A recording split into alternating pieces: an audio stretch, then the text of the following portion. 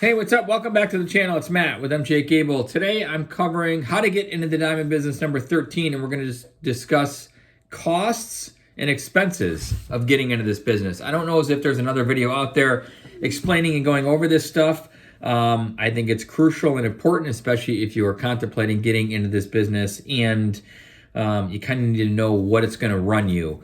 I think that's obviously important looking at any company or any business or any venture that you're going to consider is, what are we exactly looking at? What's this going to cost me? I mean, I can tell you, I started out in an apartment before we had commercial space and proper insurance, and were heavily involved in the marketplace. Now, obviously, we handle millions of dollars of merchandise per year. So things are a little different now than they were almost 15 years ago when I started dabbling into this venture. So I'm giving you a realistic look of what it may cost you as you get going in this business, not necessarily to start up. That's going to be entirely up to you and what you want to invest your money into, or things that you do or do not want to do. There's a few critical things, obviously, which is insurance, and a website and things of that nature, shipping. Those are going to be some serious expenses for you. So first of all, website and advertising. I can tell you, on average, you're probably going to be, when you get going, now when you start out, you're going to have a monthly cost for somebody to handle all your SEO and your website stuff. So changes, any things that you need to continue to change on that. We've got a gentleman on retainer. We utilize him every month. And that can run you anywhere from like $15,000 a year up to like $40,000, $50,000 a year, depending on where you want to be. And that includes some of the advertising that you may do, whether it be web advertising, print advertising, mail, etc. I've got my own personal preference. I don't really do any print anymore. We haven't in years. We have partnerships and other things that we do that work really well for us. And I can get into that obviously another time down the road. Rent, if you're obviously working out of a small office in your home, or a home office, or just a small office suite somewhere that you can buy. Some places, at least in our area, we've got little buildings and professional buildings that you can just rent an office for a couple $100 a month. You just need a place to store inventory or products, which I don't recommend storing it there, which would then lead you to like a bank vault or safety deposit box. Those are typically $200 to $300 a year. You can get them fairly inexpensive. That's a good thing to use and utilize, especially if you don't have a vault on site. Equipment. If you're going to be grading and testing diamonds and lab-grown diamonds and synthetic stones, so you need obviously tweezers and loops and grading lamps, master sets. You're going to need millimeter gauges, all that stuff, gemological equipment. So we probably are sitting on $20,000, $25,000 right now currently, and that changes year to year. Some pieces break, we upgrade some pieces, so that's a revolving door. This year we've invested, I think, $6,500 in new equipment, and that's usually every couple of years we'll invest in. As ultrasonic will go down, or a microscope needs replacing, or tweezers get bent, loops obviously get broken and dirty. But your main equipment's going to be like your microscope, any of your diamond testers or lab-grown testers. So you have to keep that in mind too. Insurance, that's a big one. We've got plenty of insurance. We have traveling insurance when we travel with goods. We have obviously in-store. We have a brick and mortar facility, so we have insurance there. That's going to run, depending on what you pick and choose there, you're going to be anywhere from probably $3,000 on average up to like $8,000 to $10,000 a year, depending on what you're covering and how much inventory you have. And we've got coverage across the board, meaning if I travel to show goods, we're covered. If my bench jeweler happens to break a stone, we're covered. All of our shipping is covered. And that's additional. Shipping is, and insurance on shipping is additional.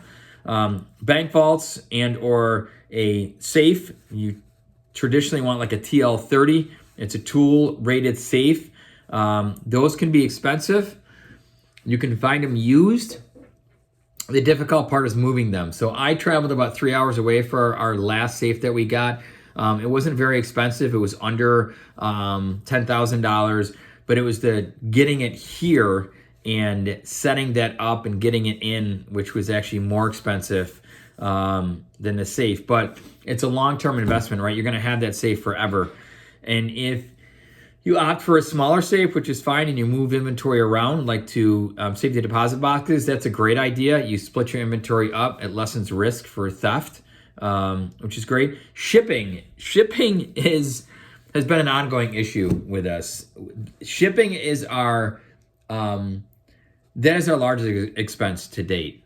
We ship client pieces back and forth, no charge to our clients. So let's just say you want to send in a 4-carat diamond ring to have us evaluate, and we send you a label and we insure it. That shipment roughly is going to cost $200 to $250 to get in house. Then we evaluate it, and you decide that you want to sell it to us because we're the only ones able to offer you $170,000 in consignment. Everybody else is at $100,000, and we end up marketing it, and if we sell it, we have to obviously ship it to the buyer.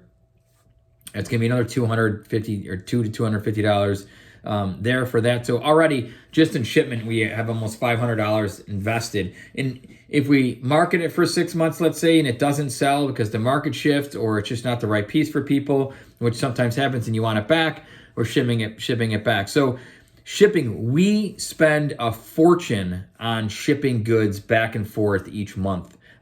It far exceeds any of our other expenses, including our rent, any of our web SEO stuff. It just crushes us. It's very expensive to ship goods and have it properly insured, and that's the problem. There's a lot of these guys that skimp on that. We don't, because we've never had a loss, and I want to make sure that things are covered correctly. Platforms that we sell on. So we have a brick and mortar facility, but a lot of our stuff isn't sold in store. A lot of it is sold internationally, globally through our online partners. So we pay them fees, not only for selling, but like rent fees for them to market our stuff. So that can be, I mean, you could be looking at anywhere from $2,500 a month to $5,000 a month, depending on what platforms you're on, your sales volume, etc. Phone and internet. We have obviously a phone system here that we pay for, and then our internet. So you have to take that in consideration. You can be anywhere from $300-$400 a month and up, depending on how crazy your phone systems are. Miscellaneous business expenses. So letterhead, envelopes, any repair tickets that you have to purchase. We've got a bunch of these. Any lab fees. If you're sending things to GIA, IGI, GCAL, AGS, those fees are going to be incorporated in there. Pens, pencils.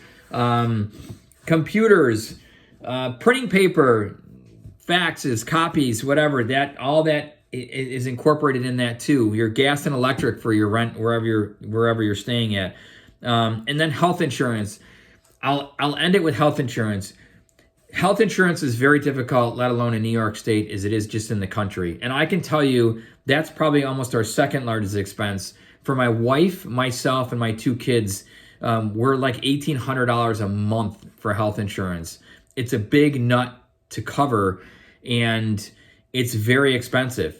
Without the kids, we're only saving like $450 a month, $500 a month. So I will say, if health insurance is very important to you, you may want to just work with somebody or figure out a way that you can do this business on the side. I would tell you not to go into business and skip your health insurance. It's very important. I've been very grateful. Haven't had any health scares or health issues either with my wife, other than us having a couple kids, and that gets very expensive, but that's covered. And we're like a low deductible, I think. So a lot of the stuff is covered. We're not on a high deductible plan, which is a more expensive, less expensive plan per month. So we opted to pay more upfront and get better coverage.